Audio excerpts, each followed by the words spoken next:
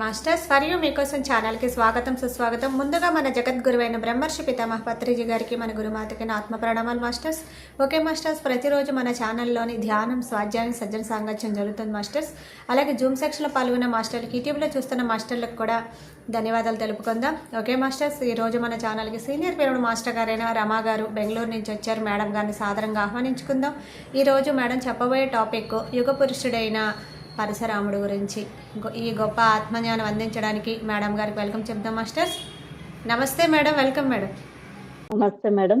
ముందుగా మనందరి ప్రియతమ గురువులైన బ్రహ్మర్షి పితామహ పత్రిజీ గారికి, అమ్మ స్వర్ణమాల పత్రిజీ గారికి, మాకు ధ్యాన గురువైన స్వరూపరాణి మేడం గారికి, నాకు ధ్యాన పరిచయం చేసిన భారతి మేడం గారికి నా హృదయపూర్వక ఆత్మ ప్రణామాలను కోరుకుంటున్నాను. నాకు ఈ అవకాశం ఇచ్చిన ఫర్ యూ టీమ్ జూమ్ సభ్యులందరికీ కూడా నా యొక్క హృదయపూర్వక ఆత్మ ప్రణామాలను తెలుపుకుంటున్నాను. జూమ్ లో వీక్షిస్తున్న ప్రేక్షకులకి, యూట్యూబ్ లో వీక్షిస్తున్న ప్రేక్షకులకు కూడా నా హృదయపూర్వక ఆత్మ ప్రణామాలు. ఈ రోజు మనం ఒక గొప్ప యోగి అయినటువంటి పరశురాముడి గురించి తెలుసుకుందాం మాస్టర్స్. అసలు పరశురాముడిది చాలా విచిత్రమైన జన్మ. ఆయన జన్మ ఒక పొరపాటు వల్ల ఆ అవతారం అనేది ఉద్భవించింది. గాది మహారాజుకి సత్యవతి అనే కుమార్తె జన్మించింది. ఆమెను భృగువు యొక్క కుమారుడు రుచికుడు వివాహం చేసుకోవాలని ప్రయత్నించాడు. ఆమె సౌందర్యవతి, సుగుణాల రాశి. ఆమెను ఎంతో మంది వివాహం చేసుకోవాలని ప్రయత్నించారు. అందులో భృగువు కొడుకైన రుచికుడు కూడా వివాహం చేసుకోవాలని ప్రయత్నిస్తాడు. బ్రాహ్మణ వంశానికి చెందినవారు ఈ భృగు మహర్షి యొక్క కొడుకు రుచికుడు.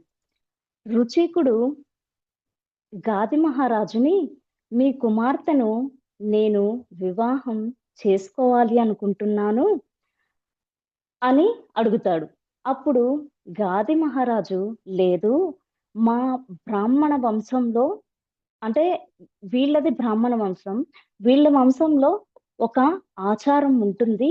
మా ఇంటి ఆడపిల్లలకు కన్యాశుల్కాన్ని చెల్లించాలి అని గాది మహారాజు అడుగుతాడు. ఆ కన్యాశుల్కానికి ఏమివ్వాలంటే తెల్లని 1000 గుర్రములు ఇమ్మంటాడు. తెల్లని చంద్రకాంతితో ఉన్నటువంటి తెల్లటి 1000 గుర్రములను, చెవులు మాత్రమే, వాటి యొక్క చెవులు మాత్రమే నల్లటి కలువటి వలె ఉన్న నల్లటి కాంతి వలె ఉండాలి. అటువంటి 1000 గుర్రాలను ఎవరైతే ఇస్తారో వారిని నా కుమార్తెకిచ్చి వివాహం చేస్తాను అని చెప్తాడనమాట. అప్పుడు మీరు తెచ్చి ఇవ్వగలిగితే మీకే ఇచ్చి నేను వివాహం చేస్తాను అని మాట ఇస్తాడు గాది మహారాజు.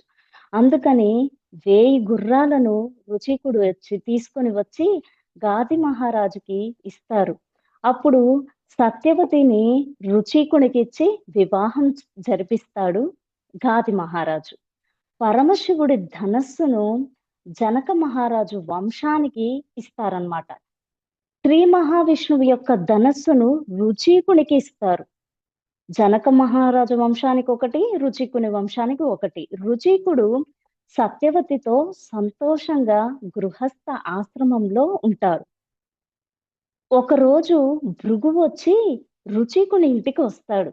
రుచికుని ఇంటికి వస్తే కోడలు చాలా సంతోషంగా మామగారికి సేవ చేస్తుంది. భృగువు సంతోషించి నీకేం వరం కావాలో కోరుకోమంటాడు. అప్పుడు నేను మిమ్మల్ని ఒక వరం అడుగుతాను అని సత్యవతి అడుగుతుంది. నాకు కొడుకు కావాలి, మా తండ్రికి కూడా కొడుకు కావాలి అని అడుగుతుంది. అప్పుడు భృగువు ఏం చేస్తాడంటే అతనికి ఉన్న తపోశక్తితో హవిష్య అన్నాన్ని 2 పాత్రలలో పెట్టి తన మంత్రశక్తి చేత వాటిని మంత్రిస్తాడు. అప్పుడు ఆ భృగువుకి ఎంత తపోశక్తి అయితే ఉంటుందో ఆ తపోశక్తి అంతా 2 పాత్రలలోకి వెళ్ళిపోతాయి.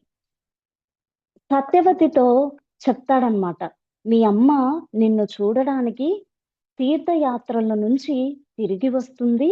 నువ్వు ఒక పని చెయ్యి. ఈ పాత్ర నువ్వు తిను. ఈ పాత్ర మీ అమ్మ తినాలి. ఇలా చెప్పేసి వెళ్తాడాయన. వేదాంగములు, శాస్త్రాలు చదివి అందులో ప్రావీణ్యత సాధించినటువంటి బ్రాహ్మణుడు నీకు పుట్టాలి అని సత్యవతితో భృగు మహర్షి చెప్తాడు. గుర్రం ఎక్కి యుద్ధాలు చేసేవాడు, రాజ్యాలను పాలించేవాడు మీ తండ్రికి పుట్టాలి అని చెప్పేసి వెళ్తారు. ఒకరి పదార్థాన్ని మాత్రం ఒకరు తినకండి. ఎవరి పదార్థాన్ని వారే తినాలి. ఈ పాత్రలో ఉన్న పదార్థములు తిని నువ్వు మేడి చెట్టుని కౌగిలించుకో అని సత్యవతికి చెప్తాడు. మీ అమ్మ రావి చెట్టుని కౌగిలించుకోవాలి అని భృగు మహర్షి చెప్తారనమాట. సత్యవతి భృగు మహర్షి ఈమెని వాళ్ళ అమ్మని అనుగ్రహించారు అన్న సంతోషంతో మామగారితో మాట్లాడిన ఆనందంలో ఆమె ఏం చేస్తుంది, ఎవరు ఏ పాత్ర తినాలో, ఏ చెట్టుని కౌగిలించుకోవాలో కూడా మర్చిపోతుంది. భృగువు ఆశ్రమం నుంచి వెళ్ళిపోయిన తర్వాత సత్యవతి తల్లి ఆశ్రమానికి వచ్చింది. సత్యవతి ఎంతో సంతోషించింది. అమ్మా, నీకు కొడుకు పుడతారు. ఈ పాత్రలోది నువ్వు తిను, ఈ పాత్రలోది నేను తింటాను అని తల్లి తినవలసింది సత్యవతి తింటుంది, సత్యవతి తినవలసింది తల్లి తిన్నది. రావి చెట్టును కౌగిలించుకోవాల్సిన తల్లి మేడు చెట్టుని కౌగిలించుకుంటుంది, మేడు చెట్టుని కౌగిలించుకోవాల్సిన సత్యవతి రావి చెట్టుని కౌగిలించుకుంది. గర్భం లోపల ఉన్నటువంటి ఈ పిండాలు అనేవి మారిపోతాయి. అప్పుడు అపారమైన తేజస్సు కలిగిన వాడు, క్షాత్రధర్మం ఉన్నవాడు, భూమండలాన్ని గెలిచేవాడు సత్యవతి కడుపులో పెరుగుతాడు. అద్భుతమైన తపోశక్తి సంపన్నుడు బ్రహ్మర్షి విశ్వామిత్రుడు సత్యవతి తల్లి కడుపులో పెరుగుతాడు. కొంతకాలం తర్వాత ఆమెకి తప్పు చేశానేమో అన్న అనుమానం వస్తుంది. పాత్రలు మారిపోయాయేమో, మామయ్య గారు చెప్పినట్లే నేను చేశానా అని భృగువు మహర్షి ఆశ్రమానికి వస్తారు. ఒకసారి వచ్చినప్పుడు ఇలాగే కదా చెయ్యాలి మామగారు, నేను ఇలాగే చేశాను అంటే భృగువు ఆశ్చర్యపోయి, ఎంత పని చేశావమ్మా, నీ కడుపున క్షాత్రధర్మం, అపారమైన ఆవేశం, విశేషమైన గర్వం, పౌరుష ప్రతాపములు కలిగినటువంటి వారు పుడతారు. ఎలా అని సత్యవతి అడుగుతుందన్నమాట. ఎలా పుడతారు అలాగా అంటే, ఎలా అని అడిగితే అప్పుడు ఏం చెయ్యనమ్మా, ఇప్పుడు మార్చడం కుదరదు, మీ పాత్రను మార్చడం వల్ల అలా జరిగాయి, ఇప్పుడు నేనేం చేయగలను, నాకేం చేయడం కుదరదు అంటే అప్పుడు భృగువు అంటాడు, మార్చడం కుదరకపోతే భృగువు అంటాడు, ఒక ఉపకారం చేస్తాను అలా మార్చడం కుదరదు కాబట్టి అని అంటారు. అప్పుడు ఏం చెయ్యమంటావు అని అడిగితే, మీ అబ్బాయి నన్ను కోరి పెళ్లి చేసుకున్నారు, వరుణుడి దగ్గరికి వెళ్ళి 1000 గుర్రములను తెచ్చి ఇచ్చి మరీ నన్ను పెళ్లి చేసుకున్నారు, బ్రహ్మజ్ఞాని కొడుకుగా పుట్టలేదని సత్యవతి బాధపడుతూ ఉంటుంది. క్షాత్రధర్మం ఉన్నవారిని మనవడిగా, బ్రహ్మజ్ఞానం ఉన్నవారిని కొడుకుగా పుట్టేలాగా అనుగ్రహించండి అని సత్యవతి భృగు మహర్షిని కోరుతుంది. అప్పుడు భృగువు, నీకు కొడుకుగా బ్రహ్మజ్ఞాని వస్తాడు అని చెప్పేసి సత్యవతికి చెప్తాడు. మీ అమ్మ కడుపున పుట్టేవాణ్ణి మాత్రం మార్చడం కుదరదు అని భృగువు చెప్తాడు. గాది మహారాజుకి పుట్టినవాడు విశ్వామిత్రుడు. గాది మహారాజుకి అంటే సత్యవతికి గాది మహారాజుకి పుట్టినవాడు విశ్వామిత్రుడు. అతనిని కౌశికుడు అని కూడా అంటారు. సత్యవతి తల్లికి గాది మహారాజుకి పుట్టినవాడు విశ్వామిత్రుడు. సత్యవతికి పుట్టినవాడు జమదగ్ని. వేదములన్నీ చదువుకొని బ్రహ్మ తేజస్సును కలిగినటువంటి వారు. జమదగ్ని మహర్షి రేణుకాదేవికి 5 మంది కుమారులు జన్మించారు. అందులో పెద్దవాడు రుమన్వంతుడు, రెండవ వాడు సుశీలుడు, మూడవ వాడు వసు, నాలుగవ వాడు విశ్వావసు, ఐదవ వాడే మన యోగి పరశురాముడు. జమదగ్ని మహర్షి రేణుకాదేవిని పిలిచి పూజ చేసుకోవడానికి సరోవరానికి వెళ్ళి నీళ్లు తీసుకొని రమ్మంటాడు. ఆవిడ ఒక పాత్ర పట్టుకొని నీళ్లు తీసుకొని రావడానికి వెళుతుంది. చిత్రదుడు అనే గంధర్వుడు తన భార్యలతో అక్కడికి వచ్చి జలక్రీడలు ఆడుతూ ఉంటాడు. రేణుకాదేవి గంధర్వుడి రూపాన్ని చూసి ఆయన చేస్తున్న జలక్రీడల్ని కోరికతో చూస్తుంది. చూస్తూ ఉండిపోయి ఆ నీటి పాత్రను తీసుకెళ్లడంలో ఆలస్యం చేస్తుంది. భార్యను చూడగానే గుర్తించి ఆమె హావభావాలను గుర్తిస్తాడు భృగు మహర్షి.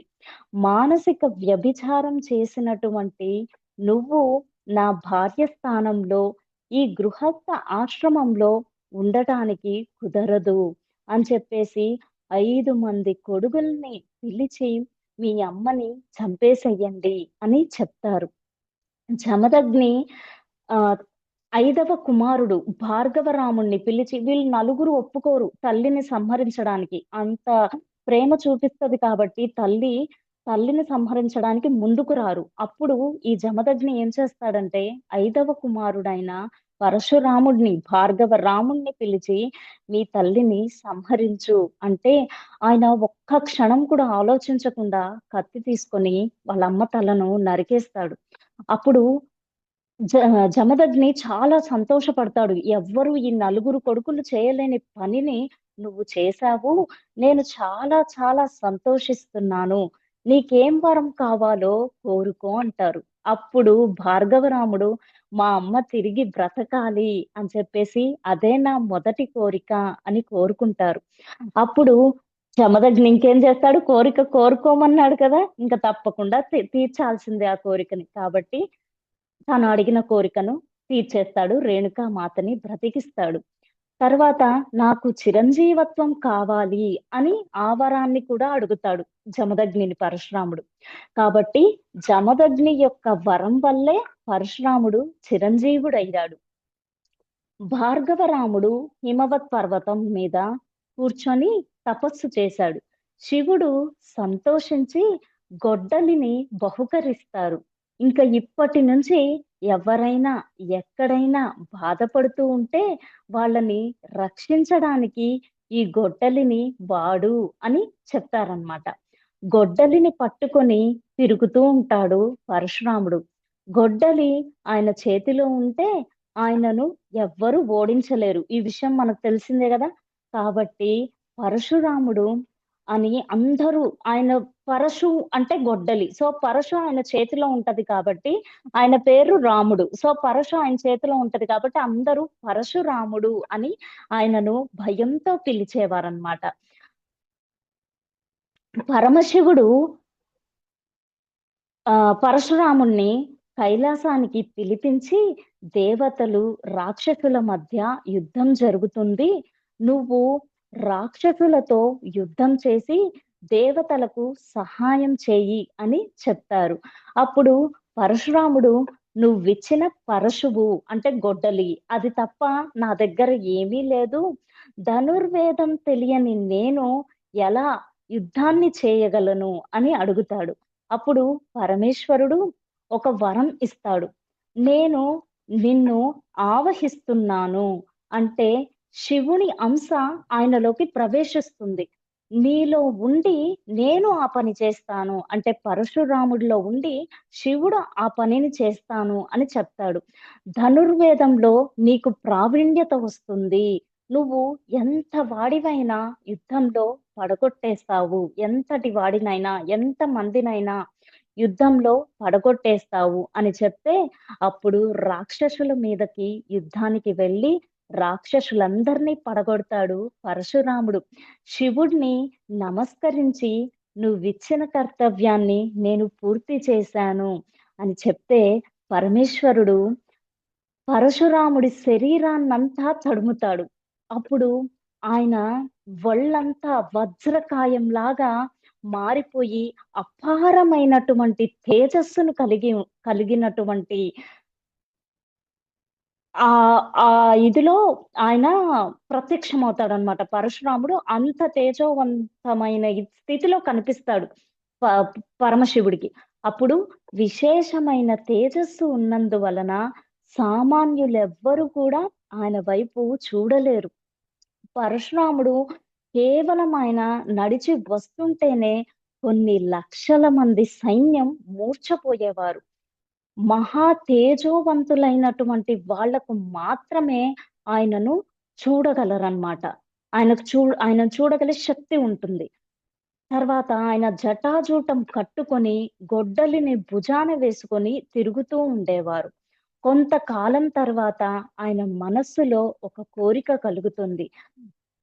ఆయనకెలాంటి కోరిక కలుగుతుందంటే, కృష్ణ స్వరూపాన్ని దర్శించాలనే కోరిక ఆయనలో కలుగుతుంది.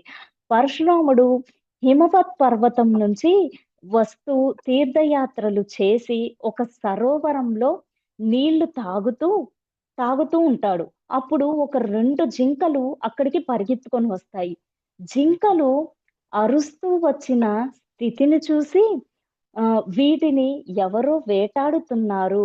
అందుకే ఇవి ఇలా భయపడి ఇలా వచ్చేస్తున్నాయి అని అనుకుంటాడు.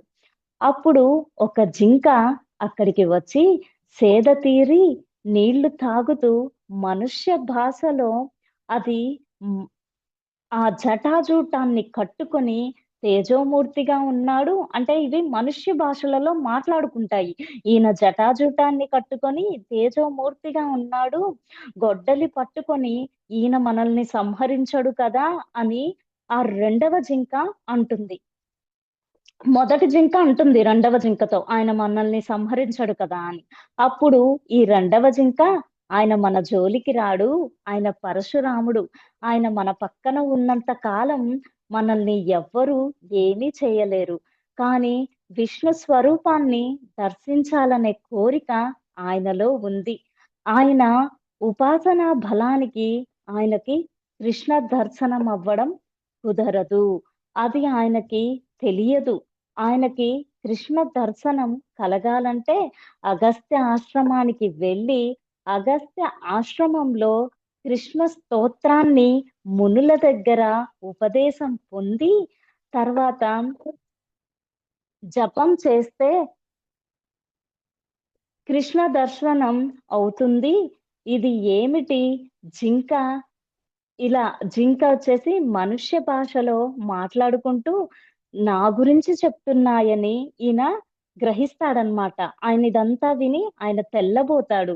నువ్వు ఎలా చెప్పగలిగావు నా గురించి?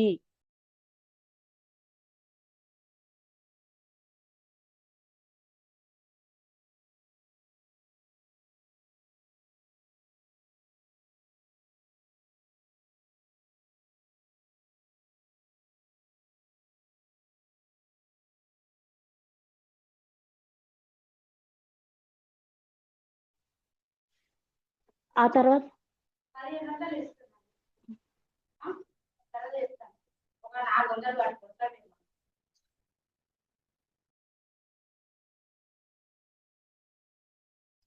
ఆయన ఏం చేస్తాడంటే తెల్లబోతాడనమాట. ఇవి జింకలు మనుష్యుల భాషలో నాతో మాట్లాడుకుంటున్నాయి అని చెప్పేసి ఆయన తెల్లబోతాడు.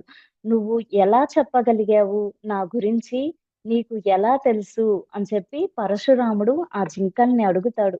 అప్పుడు అవి హ్మ్, నేను సుశర్మ అని పేరు కలిగినటువంటి బ్రాహ్మణుడిని. నేను చాలా బాగా వేదాలను చదువుకున్నాను. బ్రాహ్మణ జన్మ కారణంగా పిరికితనంగా ఉండేవాడిని. ఒకరోజు దర్భలు పట్టుకొని ఇంటికి వెళ్ళడంలో దారి తప్పాను. కానీ చీకటి పడిపోయింది. ఇక్కడ తర్వాత క్రూర మృగాలు ఆహ్, రావు కదా అని భయపడుతూ దర్భలు పట్టుకొని వెళుతున్నాను. ఇంతలో ఒక పెద్ద పులి ఒక జింకను తరిమిస్తున్నటువంటి పెద్ద పులిని చూశాను. అదే నా మనసులో ఉండిపోయింది. పిరికితనంతో పులి నోట్లో ఉన్న జింకను స్మరిస్తూ రాళ్ళ గుట్ట మీద పడి తలకి దెబ్బ తగిలి మరణించాను. చిట్ట చివరి స్మృతిలో జింక ఉండిపోయింది నా మదిలో, నా మైండ్‌లో. మనం చనిపోయే ఇది చూడండి, మనం చనిపోయే చివరి క్షణంలో మనం ఏదైతే ఆలోచిస్తామో నెక్స్ట్ జన్మలో మనకి మనం ఏదైతే ఆలోచించామో ఆ జన్మ నుంచే స్టార్ట్ అవుతుంది. ఇక్కడ ఈయన పరశురాం అదే సుశంషుడు ఆహ్, ఆయన ఎవరైనా సురసుడు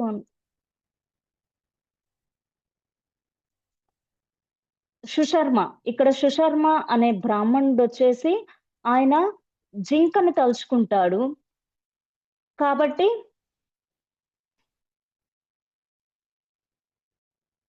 కాబట్టి ఆయన ఆయన లాస్ట్‌లో దాన్నే తలుచుకుంటాడు కాబట్టి, ఆయనకి ఆ జింక జన్మనే మళ్ళీ నెక్స్ట్ జన్మకి జింక జన్మగా ఆయన జన్మిస్తారు. జింకగా జన్మిస్తారాయన నెక్స్ట్ జన్మలో.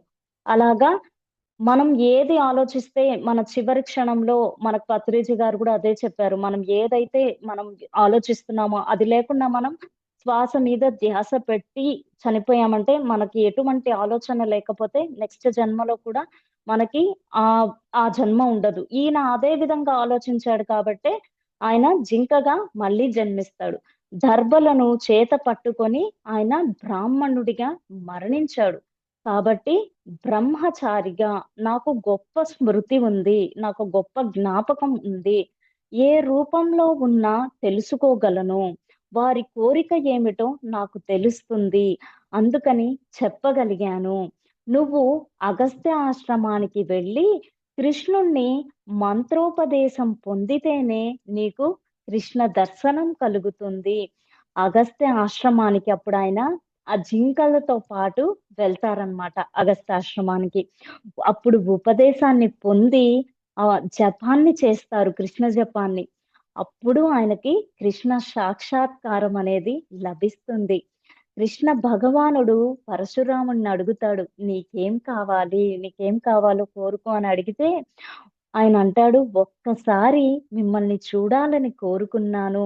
నాకు ఎటువంటి కోరిక లేదు. మీ దర్శన భాగ్యం నాకు కలిగింది.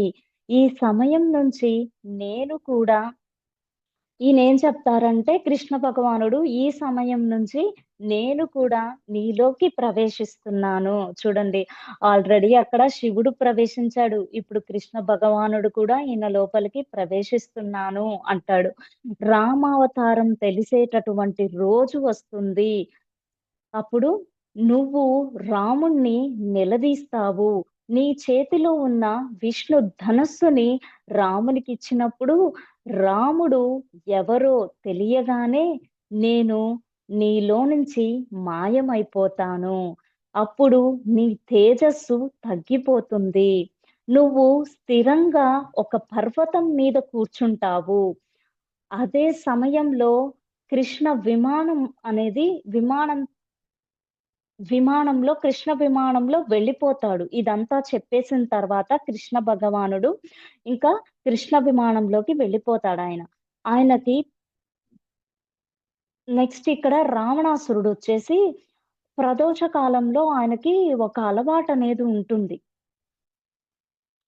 ఆయనేం చేస్తాడు ప్రతి ప్రదోష కాలంలో రావణాసురుడు ఆయన ప్రదేశ సమయంలో ఎక్కడున్నా కూడా ఆయనే రావణాసురుడే యాక్చువల్లీ కృష్ణ విమానంలో వెళ్తూ ఉంటాడు ఈ ప్రదోష సమయంలో. సో, ప్రదోష సమయంలో ఆయనొచ్చేసి ఎక్కడున్నా సరే ఆయనకి ఎక్కడున్నా అక్కడ విగ్రహాన్ని తయారు చేసి పూజ చేయడం అనేది అలవాటాయనకి. అప్పుడు ఆయనేం చేస్తాడు ఒక సైకిత లింగం అనే దాన్ని తయారు చేసి అక్కడ మట్టితో ఆయన తయారు చేసి పూజ చేస్తాడు. నది ఒడ్డున ఈయన స్నానం చేసుకొని, సంధ్యావందనం మొత్తం చేసుకొని, ఆ సైకిత లింగానికి ఆరాధిస్తాడనమాట. అప్పుడు కార్తవీర్యార్జునుడు ఆయనొచ్చేసి ఆయన భార్యతో ఆయనకి 1000 చేతులుంటాయన్నమాట. ఆయన భార్యలతో అక్కడ నదీ ప్రవాహం దగ్గర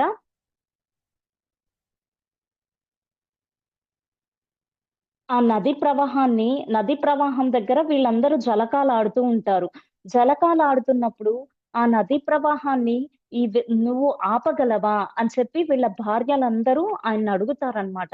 అప్పుడు ఆయన ఏం చేస్తాడు, ఆయన యొక్క 1000 చేతుల్ని అడ్డుపెట్టి ఆ ప్రవాహం పెరుగుతూ వస్తుందనమాట. ఆయన అడ్డుకు పెట్టినప్పుడు బ్యాక్‌కెళ్ళిపోతది గదా! అప్పుడు ఆ ప్రవాహము పెరుగుతూ వచ్చేసినప్పుడు ఈ రావణాసురుడు ధ్యానంలో ఉంటాడు కదా! ఆయన పూజ చేస్తూ, ఆ ధ్యానంలో ఉండి పూజ చేస్తున్నటువంటి రావణాసురుడి తొడలు కిందకి వచ్చి, ఆ సైకిత లింగాన్ని సైతం కరిగించేసి తీసుకువెళ్ళిపోతుందనమాట. అకస్మాత్తుగా అక్కడ ప్రవాహం ఎందుకు పెరిగింది అని చెప్పేసి రావణాసురుడు అతని భటుల్ని వెళ్లి కనుక్కొని రమ్మని చెప్తాడు. అప్పుడు కార్తవీర్యార్జునుడు ఆయనేం చేస్తాడంటే వాళ్ళ భార్యలతో జలక్రీడలు ఆడుతున్నాడు అని చెప్పి చెప్తాడనమాట. అప్పుడు ఈయన కార్తవీర్యార్జునుడిని 1000 చేతులను నేను నరికేస్తాను అని రావణాసురుడు అతనితో యుద్ధం చేయడానికి వెళ్తాడు.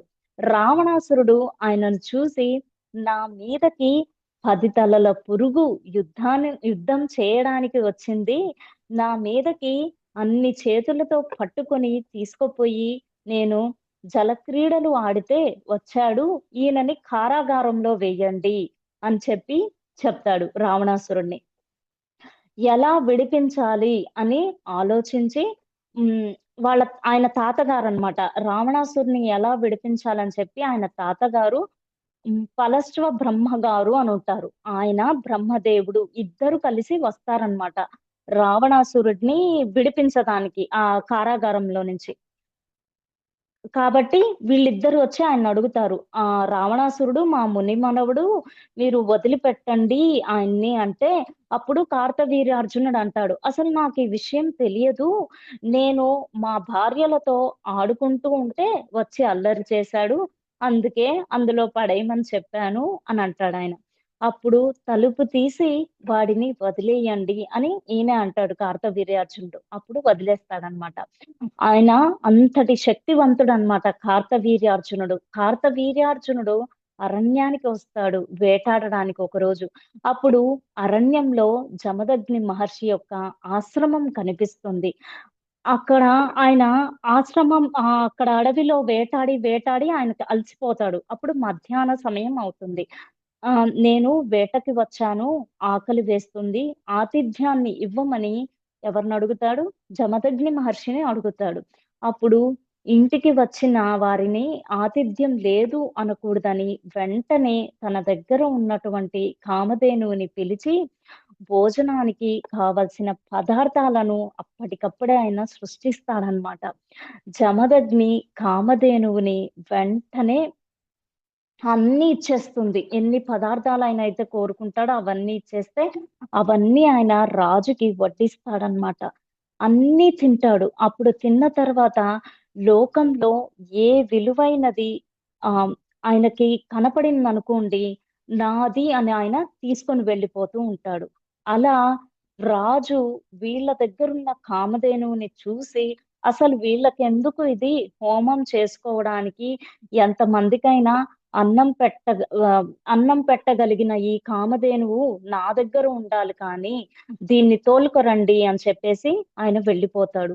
అప్పుడు కామధేనువు తీసుకొని వెళ్ళగానే అప్పుడు పరశురాముడు అక్కడికొస్తాడు ఆశ్రమానికి. అంటే జమదగ్ని మహర్షి వాళ్ళందరూ ఉంటారు గదా! ఆశ్రమానికొస్తారు. దూడ అక్కడ అరుస్తూ ఉంటుందన్నమాట. తండ్రి బాధగా కూర్చొని ఉంటాడు. నాన్నగారు మన ఇంట్లో ఉండవలసిన ఆవు ఏది అని చెప్పేసి అడుగుతాడు. అప్పుడు కార్తవీర్యార్జునుడు ఆహ్, ఆయన వివరిస్తాడన్నమాట జరిగిన కథనంతా పరశురాముడికి. ఇలా కార్తవీర్యార్జునుడు వచ్చాడు. నేను ఆతిథ్యాన్ని ఇచ్చాను. ఆతిథ్యం తీసుకున్నాడు కానీ నాకేమీ చెప్పను కూడా చెప్పలేదు. ఆవుని తోలుకోరండి అని చెప్పి దూడనక్కడే విడిచిపెట్టి ఆవుని తీసుకెళ్ళిపోయారు అని అన్నారు. వెంటనే ఆయనేం చేస్తాడు పరశువు అంటే గొడ్డలిని తీసి భుజాన వేసుకొని ఆయన పరిగెత్తుతాడనమాట. ఆ ఆవుని తీసుకొచ్చేదానికి. కార్తవీర్యార్జునుడు తన సైన్యంతో ఒ తన సైన్యంతో ఒక పట్టణం దగ్గరికి చేరుకుంటాడు. అప్పుడు ఆయన చుట్టూ అనేక మంది రాజులు కూడా ఉంటారు కార్తవీర్యార్జునుడి చుట్టూ. ఆయన ఆ తర్వాత ఆయన కూడా గమనిస్తాడు. మన పరశురాముడు చూస్తాడు, అక్కడికి చేరుకుంటాడు వాళ్ళ దగ్గరికి. చూసి ఆవుని విడిచిపెడతావా లేదా అని అడుగుతాడు. లేదా నాతో యుద్ధం చేస్తావా అని అడుగుతాడనమాట. అప్పుడు కార్తవీర్యార్జునుడు పరశురాముడిని చూసి, "ఉమ్, ఈ బాలుడు వెర్రి బ్రాహ్మణుడు.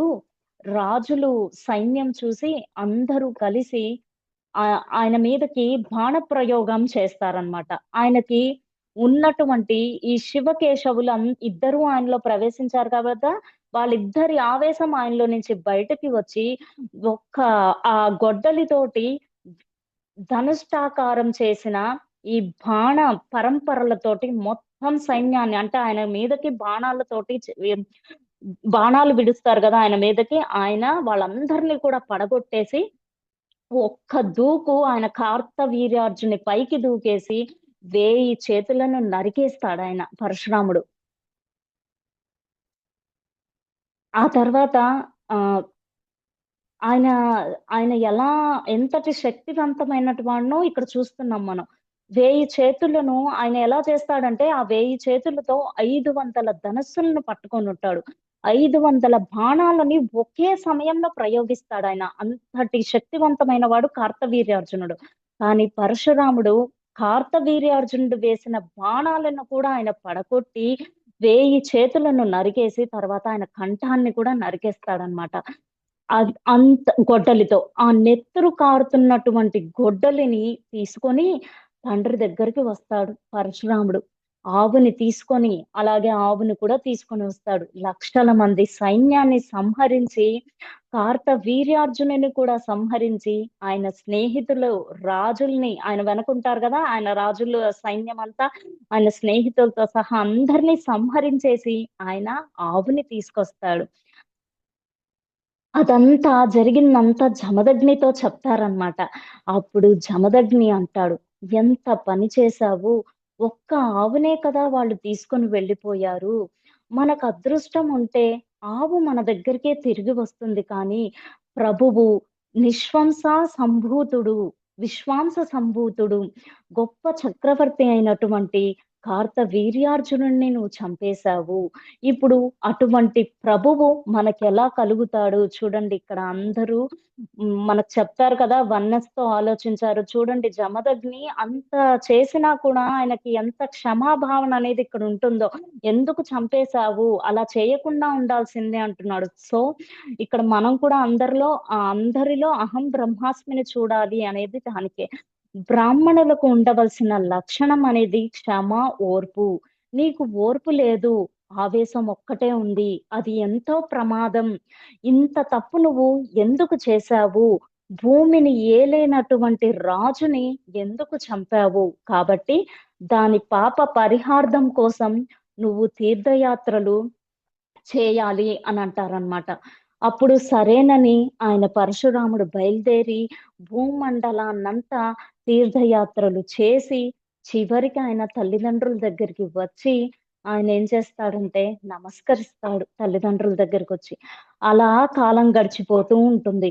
ఒకరోజు దర్భలు తీసుకొని రావడానికి ఆయన అరణ్యానికి వెళ్తాడు. పరశురాముడు జమదగ్ని ఆశ్రమంలో కూర్చొని ఉంటాడు ఆ సమయంలో.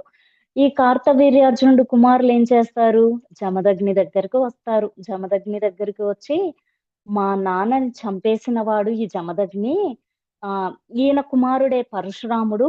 అదే జమదగ్ని కుమారుడు కాబట్టి చంపింది. మా నాన్నను చంపేసిన వాడి జమదగ్ని కుమారుడే ఈ పరశురాముడు. కాబట్టి జమదగ్నిని కూర్చున్న చోటే తల మీద కత్తి పెట్టి నరికేస్తాము" అని చెప్పేసి వాళ్ళు ఆ పని చేసేస్తారు. అలా చేసిన తర్వాత జమదగ్ని భార్య వచ్చి పడిపోయిన ఆయన శరీరం మీద పడి ఏడుస్తుంది. భార్గవరాముణ్ణి పిలుస్తుంది. "అమ్మా! ఎవరు చేశారు ఈ పని?" అని అడిగితే, అప్పుడు "నువ్వు కార్తవీర్యార్జునుడిని చంపేశావు. ఆ కక్షతో వారి కుమారులు వచ్చి మీ తండ్రిని చంపేశారు" అని చెప్తుంది. "అమ్మా! ఈ క్షత్రియులు దురహంకారులు. భూమిని పరిపాలించాల్సినటువంటి క్షత్రియులు విచక్షణ లేకుండా ప్రవర్తిస్తున్నారు. విచక్షణ జ్ఞానం అనేది లేకుండా ప్రవర్తిస్తున్నారు. 21 సార్లు ఈ భూమండలం అంతా తిరిగి క్షత్రియులు కనపడితే చంపేస్తాను అని చెప్పేసి ఆయన అప్పటినుంచి ఆ కంకణం కట్టుకుంటాడు. ఆయన గర్భస్థ పిండమై ఉన్నా, శిశువై ఉన్నా కూడా క్షత్రియులని విడిచిపెట్టను. క్షత్రియుడు ఈ భూమి మీద ఉండటానికి వీలు లేదు. ఈ నెత్తురంతా ఆయన తీసుకెళ్లి అప్పుడు ఆ కురుక్షేత్రంలో 21 సార్లు ఆయన తిరిగి తిరిగి క్షత్రియులందరిని చంపేస్తాడు కదా! ఆ రక్తం అంతా వచ్చేసి ఆ నెత్తురంతా కురుక్షేత్రంలో 5 చెరువులు తవ్వి ఆ క్షత్రియుని యొక్క నెత్తుడినంతా చెరవలలో నింపుతాడు. 5 చెరువులను తవ్వనమాట. వాటినే మనం ఆయన నింపుతాడు కాబట్టి 5 చెరువుల్లో వాళ్ళ యొక్క రక్తాన్ని దానినే శమంతక పంచకం అని అంటాం. తర్వాత ఆయన ఆ 5 చెరువులకి నెత్తుర్లు నింపుతాడు గదా! ఆ నెత్తుర్లను తీసి తండ్రికి, పితరులకు తర్పణం చేస్తాడాయన. అది ఆవేశం కదా! ఆయన ఆవేశంతో చేసినటువంటి పని అది. అందుకే పరశురాముడిది ఆవేశ అవతారం. భీష్మాచార్యుల వారికి కూడా ఈయన విలువిద్యను నేర్పిస్తారు పరశురాముడు. పరశురాముడు రామాయణ, మహాభారతం కాలాలలోని కాలంతోటి సంబంధం ఉన్నవాడనమాట. ఆయన ఆ కాలాలతో సంబంధం ఉన్నవాడు. అశ్వమేధ యాగం చేసి భూమినంతటిని దానం చేస్తాడాయన. దానం చేసినప్పుడు ఆలోచిస్తాడు. దానం చేస్తే తీసుకోగల బ్రాహ్మణుడు ఎవరు అని అడుగుతాడు. అప్పుడు తీసుకోగల సమర్థుడు ఉన్నవాడు, అన్ని ప్రాణులకు అన్నం పెట్టినవాడు కశ్యప ప్రజాపతి ఒక్కటే. జీవుళ్ళని దేవుళ్ళుగా ఆయన జీవుళ్ళన్నీ కశ్యప ప్రజాపతి బిడ్డలు కాబట్టి కశ్యప ప్రజాపతికి దానం చేస్తాడనమాట. అధర్మం ఎక్కువైపోయి ఈయన శక్తి ఎటువంటిదో మనం తెలుసుకుందాం. కశ్యప ప్రజాపతిది. అధర్మం అంతా ఎక్కువైపోయి భూమి కిందకి కుంగిపోతూ ఉంటుంది. అప్పుడు ఈయన నా బిడ్డలకు అన్నం ఉండదు. నువ్వు కుంగిపోతే ఎలా? నువ్వు పైకి రావాలి. లేకపోతే చాలా ప్రాణులు నష్టపోతాయి అని చెప్పేసి ఆయన భూమి కిందకు వెళ్ళి ఆయన తొడల్ని అడ్డుపెట్టి ఆ భూమిని పైకెత్తుతారు. అంతటి శక్తివంతమైన వారన్నమాట ఈ కశ్యప ప్రజాపతి. అంతటి తపశ్శక్తి కలిగినటువంటి వారు. ఆయన తొడల మీద నుంచి పైకి లేచింది కాబట్టి భూమికి ఉర్వి అనే పేరు వచ్చింది. కశ్యపుడు పరశురాముడి దగ్గర దానం తీసుకున్నారు కాబట్టి ఆయనకి కాశ్యపి అని పేరు వచ్చింది. భూమినంతటిని తీసుకొని కశ్యపునికి పరశురాముడు శక్తి తెలుసు. అంతటిని తీసుకున్న కశ్యపునికి పరశురాముడి యొక్క శక్తి తెలుసు. దానం చేసిన తరువాత నువ్వు ఈ భూమి మీద ఎలా ఉంటావు? భూమిని విడిచిపెట్టి వెళ్ళిపో అంటారు. ఇప్పుడు అంతే కదా! ఎవరికైనా మనం ఇల్లు రాసిస్తే వాళ్ళు మనల్ని ఇంట్లో ఉంచుతారా? ఆ ఇల్లుని మనం ఖాళీ చేయాల్సిందే. అలాగే ఈయన కూడా ఆయనతో అలా చెప్తాడన్నమాట. ఈ భూమి మీద ఎలా ఉంటావో, ఈ భూమి మీద నువ్వు ఎలా ఉంటావు? భూమినంతా దానం చేసినప్పుడు ఈ భూమిని నువ్వు విడిచిపెట్టేసేయి అని చెప్తారు. అప్పుడు ఈయన అడుగుతాడు, నేనసలు ఎక్కడికి వెళ్ళాలి? ఎక్కడికి వెళ్ళాలి అని అడిగితే అప్పుడు కశ్యప ప్రజాపతి అంటాడు, నువ్వు దక్షిణ దిక్కుకు వెళ్ళు అని చెప్తారు. అప్పుడు మహేంద్ర పర్వతం మీద ఆయన కూర్చొని పర్వతం శిఖరం మీద నిలబడి సముద్రుణ్ణి పిలుస్తాడాయన. నేను నిలబడటానికి భూమి లేదు. కాశ్యపునికి ఇచ్చేశాను. నేను నిలబడడానికి కొంత భూమి ఇవ్వు సముద్రమా, వెనక్కి వెళ్ళు అంటే సముద్రానికి భయం వేస్తుందన్నమాట. ఇంతమందిని నిన్న చంపేశాడు. ఈయనతో ఎక్కువిస్తే అడుగుతాడు. ఇంత నేను అడిగానా అని అడుగుతాడు. తక్కువిస్తే ఇంతే ఇస్తావా అని అడుగుతాడు. సో కాబట్టి ఆయనకి ఎటు నిర్ణయాన్ని తీసుకోలేక ఆయనకు భయం వేస్తదన్నమాట. నువ్వే చెప్పు నేను ఎంత వెనక్కి వెళ్ళాలో అని చెప్పేసి పరశురాముడిని అడుగుతాడాయన. అప్పుడు పరశురాముడు అంటాడు, ఎంత వరకని నేను ఎలా చెప్తాను అని పరశురాముడు అంటాడు. అప్పుడు సముద్రుడే ఆలోచించి నీ పరశువు అంటే నీ గొడ్డలిని విసురు. అది సముద్రంలో ఎక్కడ పుడుతుందో ఎక్కడ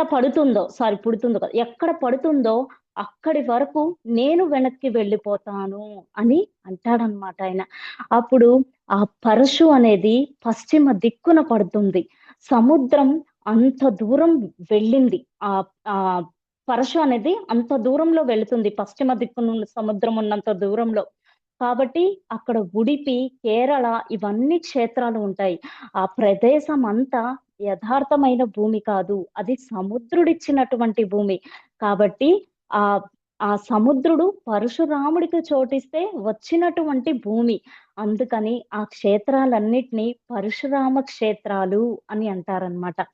పరశురాముని శిష్యుడి పేరొచ్చేసి అకృత వరుణుడు. అతనిని ఇప్పటికీ ఆయన అతను ఉన్నంతసేపు ఆయన మహేంద్ర పర్వతం మీదకి వెళ్ళి ఆయన కూడా పరశురాముని ఆరాధించేవాడు ఈ అకృత వరుణుడు. ప్రతి నెల చతుర్దశి నాడు అకృత వరుణుని దగ్గరికి పరశురాముడు వస్తాడనమాట. వచ్చి ఆయనకి దర్శనమిస్తాడు. ధర్మరాజు కూడా చతుర్దశి నాడు పరశురాముణ్ణి దర్శించుకున్నాడు. కాశ్యపునికి భూమితో పాటు తన దగ్గర ఉన్నవన్నీ దానం చేసేస్తారు పరశురాముడు. తన దగ్గర ఉన్నవన్నీ కూడా దానం చేసేస్తాడనమాట పరశురాముడు.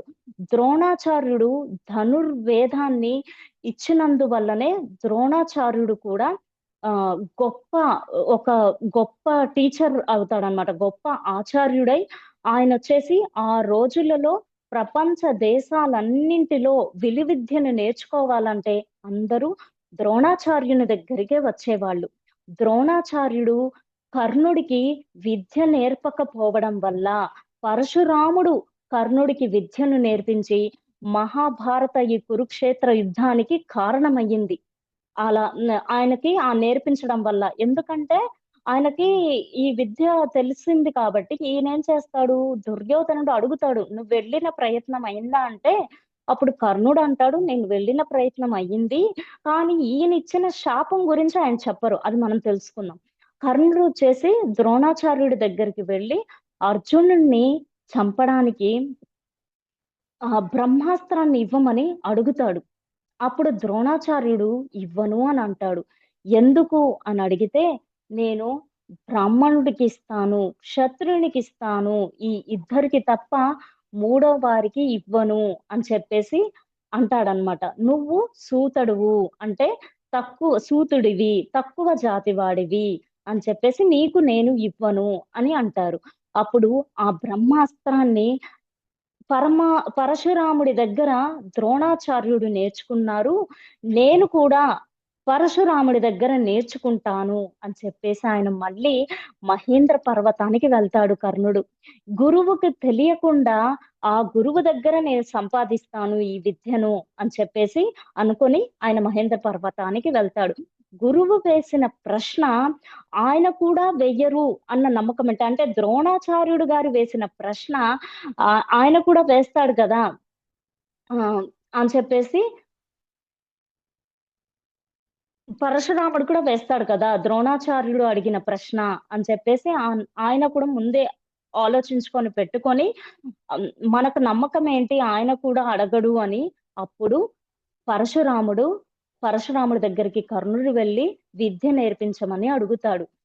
అడిగితే వెంటనే ఈయన అదే సమానం అడుగుతాడనమాట. నువ్వు ఎవరు అని అడుగుతాడు. అప్పుడు ఆయన నేను బ్రాహ్మణుడిని అని చెప్పి అబద్ధం చెప్తాడు కర్ణుడు. అలా చెప్పి ఆయన విద్య నేర్చుకుంటాడు. ఒక రోజు పరశురాముడు అలిసిపోతాడనమాట. అలిసిపోయి కర్ణుడి తొడ మీద తలపెట్టుకొని కాసేపు నిద్రపోతాడు. అప్పుడు ఒక పురుగు వచ్చి కర్ణుడిని కుడుతుంది. కాబట్టి తొడ కదిపితే అంటే తొడను కదిలిస్తే గురువు గారికి నిద్రాభంగం కలుగుతుంది. నిద్రాభంగం కలిగి ఆయనకు కోపం వస్తుంది. తొడను కదపకుండా అసలు ఆయన కోపం వస్తుందని తొడను కదపకుండా కర్ణుడు అంత ఓర్చుకుంటాడనమాట గురువు గారి కోసం. ఆ రక్తం అంతా కారి పరశురాముడి భుజం కిందకి వెళ్తుంది. అప్పుడు ఆయనకి చలనం కలుగుతుంది శరీరానికి. అప్పుడు ఆయనకు చలనం కలిగి లేచి ఆయన చూసుకొని శరీరానికి బాధ కలిగితే బ్రాహ్మణుడు ఓర్చుకోలేడు. అలాగే దెబ్బ తగిలితే తట్టుకోలేడు. క్షత్రియుడైతేనే తట్టుకుంటాడు. నువ్వు క్షత్రియుడువా? బ్రాహ్మణుడివి కాదు, నువ్వు అబద్ధం చెప్పావు నాకు అని చెప్పి అంటారు. నిజం చెప్పు, నువ్వు ఎవరు అంటే అడిగినప్పుడు ఆయన చెప్పేస్తాడు, నేను సూతుడిని అని చెప్తాడనమాట. అప్పుడు నువ్వు అబద్ధం చెప్పి నా దగ్గర విద్య నేర్చుకున్నావు కాబట్టి ఆపద సమయంలో నీకు ఈ విద్య అనేది గుర్తుకు రాదు అని శపిస్తాడనమాట. ఇక్కడ అలా శపిస్తాడు కదా! దుర్యోధనుడు కర్ణుడి దగ్గరికి వెళ్ళినప్పుడు ఈయన ప్రయ నీ ప్రయత్నం అయిపోయిందా అని అడుగుతాడు. అంటే నేర్చుకున్నావా ఆ బ్రహ్మాస్త్రాన్ని, విద్యను గురించి అని. అప్పుడు నేను నేర్చుకున్నాను అని చెప్తాడు కానీ, ఈయన శాపం ఇచ్చింది, పరశురాముడు శాపం ఇచ్చింది ఆయనతో చెప్పడనమాట కర్ణుడితో. సో, ఈయన కర్ణుడు ఏందంటే ఆ కాన్ఫిడెన్స్‌తో కర్ణుడికి విద్యలు తెలుసు కాబట్టి మనం కురుక్షేత్ర యుద్ధాన్ని ప్రారంభించొచ్చు, మనమే గెలవచ్చు అన్న కాన్ఫిడెన్స్‌తో ఆయన అప్పుడు యుద్ధానికి ఒప్పుకుంటాడు. ఆ తర్వాత మళ్ళీ రామాయణ కాలానికొచ్చేస్తే మన రామచంద్రమూర్తి సీతమ్మ తల్లిని స్వయంవరం జరుగుతున్న సమయంలో శివ ధనస్సుని విరుస్తాడు శ్రీరామచంద్రుడు. శివ ధనస్సుని విరిచావు కదా! విష్ణు ధనస్సును కూడా విరుచు అని చెప్పేసి రాముడికి విష్ణు ధనస్సుని ఇస్తాడు. అప్పుడు రాముడు బాణం ఎక్కుపెట్టి చాలా గొప్పవాడివి. హ్మ్. అంటే ఆయనకు తెలుసు కదా! ఆయన ఆయన అంత నారాయణుడు ఆయన. ఆయనకన్నీ తెలుసు కాబట్టి, తండ్రి కోసం నువ్వు అంతమందిని చంపావు, రుణాన్ని తీర్చుకున్నావు, చాలా గొప్పవాడివి. కానీ నేను ఎవరో కూడా నువ్వు తెలుసుకోవాలి అనుకుంటున్నావు. విష్ణు ధనస్సుకి బాణాన్ని ఎక్కుపెట్టాను కాబట్టి, ఈ బాణాన్ని వదలాల్సిందే, విడిచిపెట్టాల్సిందే. నీ పుణ్యాన్ని పడగొట్టనా? లేకపోతే నీ కాళ్ళను పడగొట్టనా? అంటే ఆ బాణంతోటి నీ పుణ్యాలను కొట్టేయనా? నీ కాళ్ళను కొట్టేయనా? అని అడుగుతాడనమాట. రెండిట్లో నీకేది కావాలో నువ్వే కోరుకో అంటాడు. అప్పుడు పరశురాముడికి అర్థమవుతుంది. అగస్త్య మహర్షి ఆశ్రమంలో కృష్ణ మంత్రాన్ని ఆయన ఉపదేశం పొందినప్పుడు భవిష్యత్తులో విష్ణు ధనస్సును ఎవరైతే పట్టుకుంటారో అప్పుడు నీ ఆవేశాలన్నీ తొలగిపోతాయి. అప్పటినుంచి నువ్వు పర్వతం మీద కూర్చొని తపస్సు చేసుకుంటావు. ఆయనను చూసాక ఆయనకు కృష్ణ భగవానుడి విష్ణు అవతారం రామచంద్రమూర్తి అని తెలుసుకుంటాడు. నా కాళ్ళని బాణంతో పడగొట్టకు. నేను సంపాదించుకున్న పుణ్యాలన్నీ కొట్టేసేయమంటాడన్నమాట ఆయన. అప్పుడు ఈయన మళ్ళీ ఆ పుణ్యాలనన్నీ కొట్టేసిన తర్వాత ఈయన మహేంద్రం పర్వతం మీదకి వెళ్ళిపోతాడు. అప్పుడు విష్ణు ధనస్సుని వదిలిపెట్టి వెళ్ళిపోయారు. పితృదేవతలందరూ కనిపిస్తారనమాట. ఎందుకంటే ఆయన విష్ణు ధనస్సును కూడా అక్కడ వదిలేసి వెళ్ళిపోతాడు కదా! మహేంద్ర పర్వతం మీదకి. అప్పుడు ఈ పితృదేవతలందరూ కూడా ఆయనకు కనిపించి మా కోసం జమదగ్ని కార్తవీర్యార్జునుడిని చంపాడని 21 సార్లు శత్రువుల్ని చంపావు. అటువంటి నువ్వు ఇలా అయిపోతే మాకు చాలా బాధగా ఉంది. అందుకు దక్షిణ దేశంలోని వధుసర అనే నదిలో స్నానం చేస్తే నువ్వు పోగొట్టుకున్నటువంటి పుణ్యాలన్నీ మళ్ళీ నీకు దక్కుతాయి అని చెప్తారనమాట. పుణ్యాలు కానీ, ఆయన పోగొట్టుకున్న తేజస్సు కానీ అన్నీ ఆయనకు తిరిగి వస్తాయి అని చెప్తారు. అందుకని ఆయన మరునాడు బయలుదేరతాడు వధుసర నదికి. అక్కడికి వెళ్లి స్నానం చేసి విపరీతమైనటువంటి తేజస్సును, పుణ్యం అంతా నదిలో స్నానం చేసిన తర్వాత ఆయనకు మళ్ళీ ఇవంతా తిరిగి వస్తుందన్నమాట. ఇంక లోకానికి నా అవసరం లేదని ఆయన చిరంజీవి అయ్యి ఆ రోజు నుంచి మహేంద్ర పర్వతం మీద కూర్చొని తపస్సు చేసుకుంటాడు. అకృత వరుణునికి ప్రతి నెలలో చతుర్దశి నాడు మహేంద్ర పర్వతం మీద పరశురాముడు దర్శనమిస్తారు. అంతటి మహానుభావుడు, సప్త ఋషులలో ఒకడు. అద్భుతమైనటువంటి అవతారం, దశావతారాలలో పరశురాముని అవతారం. Thank you friends. Thank you so much. For you team Zoom సభ్యులందరికీ కూడా ఈ అవకాశం ఇచ్చినందుకు నా హృదయపూర్వక ఆత్మ ప్రణామాలు కోరుకుంటున్నాను. మనందరి ప్రియతమ గురువైన బ్రహ్మర్షి పితామహ పత్రిజీ గారికి, అమ్మ స్వర్ణమాల పత్రిజీ గారికి, నాకు ధ్యాన గురువైన స్వరూప రాణి మేడం గారికి, నాకు ధ్యాన పరిచయం చేసిన భారతి మేడం గారికి నా హృదయపూర్వక ఆత్మ ప్రణామాలు తెలుపుకుంటున్నారు. జూమ్ లో వీక్షిస్తున్న ప్రేక్షకులకి, యూట్యూబ్ లో వీక్షిస్తున్న ప్రేక్షకులకు కూడా నా హృదయపూర్వక ఆత్మ ప్రణామాలు తెలుపుకుంటున్నాను. Thank you masters. Thank you to all. Thank you so much madam. Thank you madam, thank you so much madam. For you మీకోసం మన ఛానల్కి వచ్చి ఎంతో గొప్ప ఆత్మజ్ఞానం అందించిన మాస్టర్లందరికీ, రమా గారికి, సాయి లీల గారికి ధన్యవాదాలు తెలుపుకుందాం masters. Thank you masters. Masters ప్రతినిత్యం ఎరుకతోటి ధ్యానం, స్వాధ్యాయం, సజ్జన సాంగత్యం చేద్దాం మాస్టర్స్. అందరి చేత చేయిద్దాం మాస్టర్స్. వైజాగ్కి మెగా పిరమిడ్ రావాలని పరమ గురువుల కోరిక, పత్రిగారి కోరిక, పత్రి మేడం కోరిక. మనం అందరం సంకల్ప ధ్యానం చేసి వైజాగ్కి మెగా పిరమిడ్ వచ్చేలా చేద్దాం masters. Thank you masters. Thank you.